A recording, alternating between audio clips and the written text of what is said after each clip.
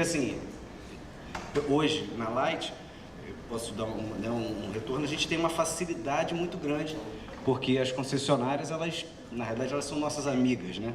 Não são nossas concorrentes. E eu tenho facilidade para fazer isso. Eu queria entender como é que foi esse processo aí para vocês. Boa pergunta. A gente não usou concorrente em nenhum momento, não consultamos nenhum concorrente nosso, mas a gente foi ver Ambev, a gente foi ver Votorantim, a gente foi ver Gerdau, Raizen, o colega lá, o Flávio, Jurandir. Assim, a gente foi em empresas que a gente entendeu que tinham boas práticas em suprimentos, né? Por isso que a gente não quis se comparar, né? Eu estava conversando outro dia, 2 semanas atrás, com o gerente de manutenção Brasil da Wilson Sons Rebocadores. E ele não contrata ninguém do concorrente, né? E eu perguntei para ele, mas por que você não contrata ninguém do concorrente? Não, porque o concorrente tem muitos vícios, né? O cara do concorrente, ele faz a manutenção mais ou menos, então ele canibaliza equipamento, e não é esse cara que eu quero aqui, né? Eu quero ter excelência na minha área de manutenção. Então, para eu ter excelência, eu preciso ter gente de excelência. A gente tem um caso agora em offshore, o nosso colega aí de offshore, que a gente, na área de manutenção, está com gente da Ambev, né? O head é da Ambev. E a gente não quis trazer do mercado de offshore. Então, a resposta que a gente tem para você, assim, que a gente pesquisou foram empresas que a gente entende que são benchmarks na área de suprimentos, que já estão muito amadurecidas na área de suprimentos, e foram essas empresas que a gente bebeu um pouquinho, que a gente foi entender um pouquinho de como é que funcionavam essas estruturas de compras para montar a nossa, para sugerir a nossa. A gente até usou elas como referência na hora de validar com o comitê executivo, com os diretores de negócio. A gente usou essas empresas porque também dá mais peso, né? Essas empresas fazem assim, essa aqui faz assim, essa aqui faz... Então, e isso, eles gostam muito disso, tá? O comitê executivo da companhia, eles gostam muito dessa questão do benchmark, e se são empresas referências, eles gostam. Funciona bastante. Anderson, excelente apresentação, viu? Foi realmente formidável. Tem um assunto que é muito discutido, né, com relação a suprimentos, que é a parte dos KPIs, dos saves, né? Com toda essa reestruturação que vocês fizeram, quais são os tipos de saves que vocês medem e como que são medidos? Boa pergunta. A gente tem lá 3 formas de se medir o saving. A gente tem uma nomenclatura, a gente chama de saving tipo A, tipo B e tipo C. Tá? O A é aquele que eu tenho um processo lá de negociação onde determinado valor, que é o basicão, que acho que todo mundo tem aqui, determinados valores eu tenho quantidade de cotações necessárias para aquele processo. Quando eu não tenho histórico do preço, ou seja, eu nunca comprei, estou comprando a primeira vez, né? Esse é o saving que o CFO odeia, é o que ele não gosta, que é sempre com relação à melhor proposta. Então, eu fiz uma primeira rodada, uma primeira tomada de preço, uma primeira concorrência, um primeiro bid, e eu tenho lá o melhor preço. O que eu conseguir, além daquele melhor preço, eu contabilizo como saving tipo A. O tipo B é o baseline, é o que eu tenho histórico de preço, eu já comprei, e aí é preço por preço, não tem jeito, né? E eu contabilizo como baseline. E o C é o custo evitado, que é basicamente aquilo que eu tenho lá contratual, por exemplo, um repasse de GPM, e eu repassei a metade. Essa metade eu contabilizo como saving tipo C. São esses 3 tipos de saving que a gente tem. O CFO gosta do tipo B e tipo C, é óbvio, que é o que você consegue comprovar com muito mais naturalidade, né? Muito mais facilidade de comprovar do que o tipo A. Você falou que está estruturando a parte de gestão de fornecedores, né? Está um trabalho bem forte em cima dessa área. E o final disso é a premiação dos melhores fornecedores da Wilson Sons. Vocês pensam, depois dessa fase, ou se você pode falar também, de repente é um projeto, em transformar isso em um fator para a tomada de decisão num futuro de qualidade, não conformidade, para tomar a tomada de decisão da contratação propriamente dita? Nélio, eu acho que é a evolução natural do processo. Eu acho que vai acontecer sim. É um caminho, a gente tem cobranças de investidores, né? Eu tenho cobrança de investidores quando ele vai lá me perguntar como é que você faz a gestão dos seus fornecedores. Como é que essa gestão, isso ajuda na decisão da compra, não ajuda? Né? A gente tem que responder essas coisas. Eu acho que é uma evolução natural e a gente deve chegar nesse caminho, só que eu acho que é um caminho longo, né? Estruturar um programa desse não é fácil. Eu não imagino nada menor do que 2, 3 anos para a gente ter um trabalho desse estruturado. Como eu olho para a parte de inteligência, eu não vejo nada pronto 100% no mínimo em 2, 3 anos também para a gente ter isso rodando muito bem.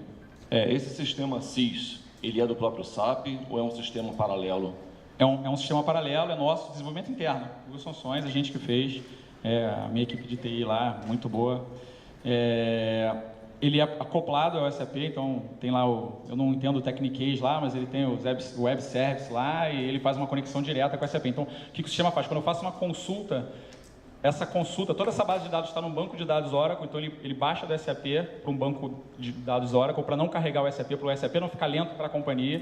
Então, ele baixa do SAP para esse Oracle, para esse banco de dados, e o CIS vai fazer a consulta no banco. E aí ele brinca, vai lá no banco, monta o que ele quer e traz no CIS a informação do jeito que eu quero. É assim que funciona basicamente. Mas as portas estão abertas, podem ir lá conhecer, não tem problema nenhum. Fiquem à vontade, todos vocês. Legal. Só mais uma pergunta. E como é que você registra se a requisição ela foi feita com requisição de urgência ou não? Ela tem um desenvolvimento. Alguma característica? Tem um desenvolvimento no SAP. Toda vez, como é que é a montagem do lead time, né? Ele pega lá o tempo que eu tenho de SLA, mais o tempo que eu tenho de entrega, o lead time da categoria. Então, eu tenho o lead time de entrega e tenho o meu lead time de suprimentos para comprar. Então, ele soma esse prazo. Se o usuário for lá e alterar a data de remessa para um prazo menor do que aquele que o sistema já sugere, aí ele seta e pergunta para o cara: você tem certeza que quer fazer uma requisição urgente?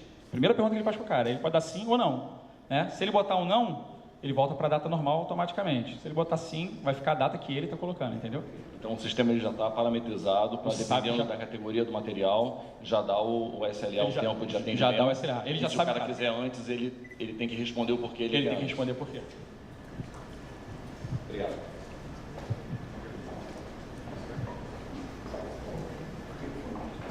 Boa tarde. Marcos da Light.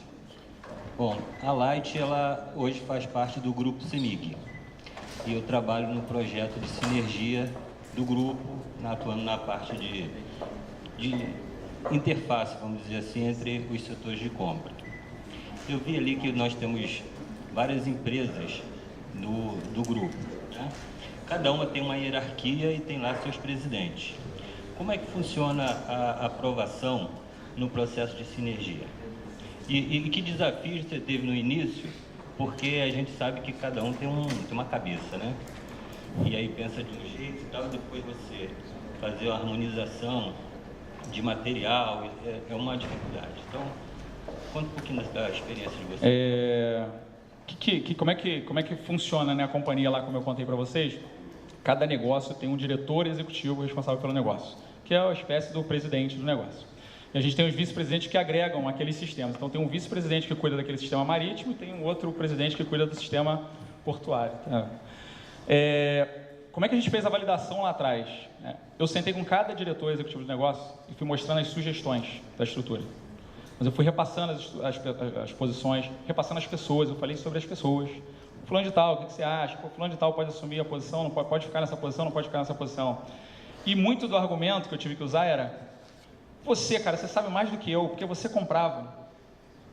Você sabe, entende mais do que eu, me ajuda aqui, vamos ver, faz sentido isso aqui que eu estou propondo? É loucura? O que eu estou fazendo? Então eu tive que botar sandálias da humildade, baixar, eu não podia chegar. Cara de garoto, eu cheguei 5 anos atrás na companhia, cara de garoto, quem é esse garoto? Vai me ensinar, eu estou aqui há 30 anos, esse cara vai me ensinar o que em comprar? Eu sei comprar o que eu compro. Esse cara não entende nada da embarcação, esse cara não entende nada do estaleiro, esse cara não entende nada de rebocadores. Então, eu tive que baixar um pouquinho, baixar bastante, baixar o narizinho e devagar, né, falar com ele e sempre motivando ele, né, sempre falando que ele sabia mais do que eu e que ele tinha que estar junto, comprando comigo aquela ideia da estrutura, né, tanto da estrutura, de como ia funcionar o processo. Tinha coisas, é claro, que eles não concordavam, mas por que vai ter isso? Por que a regularização tem que ir para o vice-presidente? Era o primeiro ponto, mas você não quer saber quando o cara comprar fora da área de segurança, você não quer reduzir custo, não quer que eu te ajude, não quer pagar a estrutura. Então, o argumento, né, eu sempre contra-argumentei com fatos e dados, né, qual era a parte boa dele ter uma estrutura de suprimentos. Então, a construção foi, por isso que a gente gastou muito tempo, não sei se você percebeu, mas a gente começou em 2010, eu comecei a fazer o diagnóstico, claro que tinha um SAP, não adiantava entrar com a estrutura de compras sem o SAP, não fazia sentido nenhum, a gente não tinha sistema. Então, a gente não ia conseguir comprar, não ia funcionar em nada, né? Mas a gente gastou um bom tempo fazendo essa construção. Inclusive, no blueprint, imagina a gente fazer um blueprint do SAP, eu não tinha processo de compras da companhia. Eu não tinha processo, então eu tinha que fazer do zero. Eu tive que combinar todo o blueprint com todos os diretores de negócio. Tive que voltar em cada um deles e mostrar para eles. Aí mostrava para eles, tá bom, agora fala com o meu gerente de manutenção, meu gerente de operações, meu gerente financeiro e mostra para eles, ver se faz sentido também. Aí ia lá. Fiquei rodando, apresentando para cada um e muda ali, customiza aqui, aceitava as sugestões e falava assim, deixa entrar assim, daqui a 6 meses eu mudo, ele não vai nem saber que eu mudei. Vai estar melhor, já vou estar atendendo bem. Então, teve coisas que eu aceitei, que eu não concordava, né, mas eu via que era um ponto, pô, calma aí, ganhei isso. Vou perder isso aqui, porque faz sentido. Né? Vou perder agora, depois eu conquisto. Então, foi um pouco do que aconteceu nessa construção. Por isso que eu falei que foi um desenvolvimento relacional muito grande para mim, porque eu vim de empresas super tradicionais, empresas que o processo está aqui, é assim que faz e acabou. Manda um e-mail, cara, tu fez errado, dá seu jeito. Né? Lá não funciona desse jeito. Né? Lá é relacional, um relacionamento o tempo todo, você tem que ter uma facilidade para e aceitar perder. Tem que aceitar perder algumas coisas. A aprovação, por exemplo, você tem um processo, né? Querendo entender da aprovação. Por exemplo, você tem um processo que ele permeia os vários negócios. Como que se dá? Como que se dá o convencimento ou tem um fórum específico? Todo convencimento tem que ser separado. Porque o que acontece? Eu vou falar com 6, 7 diretores de negócio ao mesmo tempo, não vai funcionar. Não vai funcionar, vão me massacrar. Porque quando um levantar uma coisa, vai vir os outros 5, 6 me batendo. Então, sempre separado, tá? Nessa fase de construção, naquela fase lá atrás. Hoje em dia, pós-Go Live, não tem mais isso, tá? A decisão de centralização de compras ou não é nossa. É claro que quando eu fui lá pegar a unidade de negócio da Brasco, a área de compras da Brasco e trazer para dentro do corporativo, eu fui lá no diretor do negócio e convenci ele, ó, vai ser bom. Não quero perder minha ilha de compras. Não quero que tire daqui, eu quero ver meus compradores aqui. Né? Vou perder meu gestor é muito bom. E aí eu tive que fazer um trabalho de convencimento nele, especificamente, para trazer e provar para ele que faz sentido. Pô, a gente tem o gerente do corporativo, toda semana está na Brasco. Ele está lá, senta lá um dia, trabalha de lá, para dar conforto, para ele olhar, pô, o gerente da ilha de compras está aqui, ele está olhando, né? Ele está participando. Então, qualquer centralização de contas, tem alguma categoria nova que a gente quer centralizar a compra, a decisão é exclusiva nossa, por quê? Como eu disse para vocês, as ilhas de compras são minhas, elas não são do negócio. Né? Lembra lá atrás que eu falei assim, ó, a ilha de compra não é do negócio, a ilha de compra é da Wilson Sons, as ilhas de compras são minhas, então todos os gestores, toda a equipe, ela está muito comigo, né? E a gente trabalha muito junto, a gente se reúne mensalmente para discutir essas coisas. Então, é muito fácil fazer hoje, é muito fácil fazer qualquer centralização de compras. Agora, toda vez que eu tenho um movimento que eu tenho que fazer mais forte, aí eu tenho que falar especificamente com cada diretoria para conseguir fazer o movimento. Mas hoje está muito mais fácil do que naquela época. Naquela época, todo mundo olhava com ressalva sobre o trabalho, né? Sobre o que podia ser feito. Não, eu queria fazer só um comentário, assim, dando os parabéns à Wilson Sons, assim, apesar dela ser uma empresa de mais de 170 anos, né, essa prática de ter trazido pessoas da área de compras de vários segmentos diferentes não é o que você vê no mercado, né? Você vê, não, é do segmento de oil and gas, a gente quer trazer alguém específico. Você vê a diversidade do profissional de compras, como ele pode trazer a sua experiência dentro dos seus segmentos e contribuir, né, de uma forma super bacana aí para a Wilson Sons. Realmente é uma prática que eu não tinha visto muito no mercado e eu acho que vale a pena a gente parabenizar. Obrigado. Parabenizo meu amigo César. Anderson, eu não queria fazer essa pergunta, mas estou muito curioso. Vamos supor que você necessite no teu ramo de atividade lá comprar um navio. Como você compra um navio em 30 dias? Ou seja, a minha pergunta se baseia no seguinte, como você mede esse lead time? Boa pergunta. O que acontece? O navio, né, você pegou um exemplo, a gente fez compra de navio na China. Isso não entra nem no SAP no primeiro momento. É uma negociação que inclusive envolve o vice-presidente da companhia, né? Porque a gente tem um instalador de construção, então você pegou um caso bem fora. Mas quando a gente fala de grandes equipamentos, você tem sempre uma requisição para acompanhar. Então o cara faz uma requisição de compras no sistema, no SAP. Você tem uma opção, inclusive, de fazer uma requisição para orçamento. Você não precisa fazer uma requisição para compras. E esse prazo ele está medindo do momento da abertura da requisição até a colocação do pedido de compras. Então, quando eu falo aqueles 30 dias para compra, né, por isso que eu não sou 100%, não sei se você viu lá, meu número é 90%, 91% é o meu número, porque eu não consigo atender 100% das requisições nos prazos. Mas o que ele está medindo no SAP é data de liberação da requisição pelo aprovador, pelo último nível, até a data da emissão do pedido de compra no SAP. É isso que ele está medindo. Pegou o caso do navio, o navio não entra, a gente não faria para o SAP, porque é uma compra muito, muito estratégica. A gente tem alguns casos assim que também não entram, casos muito de estratégia. Agora que você fala no equipamento normal, estou comprando um hit stacker, estou comprando uma empilhadeira, tem uma requisição sim, eu estou acompanhando os 30 dias. Possivelmente eu vou atrasar o prazo. Se eu não estava fazendo o processo antes. Porque o que acontece também, às vezes, num processo de orçamentação, eu já fiz esse orçamento. Já fiz o processo, e eu já estou com o processo, já estou muito adiantado no processo. Aí, na verdade, os 30 dias não vai ser os 30 dias, porque eu já vou estar com o material muito, os orçamentos já vão estar muito maduros, né? As discussões vão estar muito maduras para avançar no fechamento. Mas isso, gente, é minoria dos casos, né? A gente, se a gente fosse paretar, a gente transaciona aí 50 mil pedidos de compras por ano, mais ou menos, uns 200 mil itens comprados, mais ou menos, por ano. Então, isso é minoria, isso é muito pouco, né? Ainda mais agora que a gente está reduzindo ao máximo o CAPEX, reduzindo ao máximo o investimento. Mais alguma?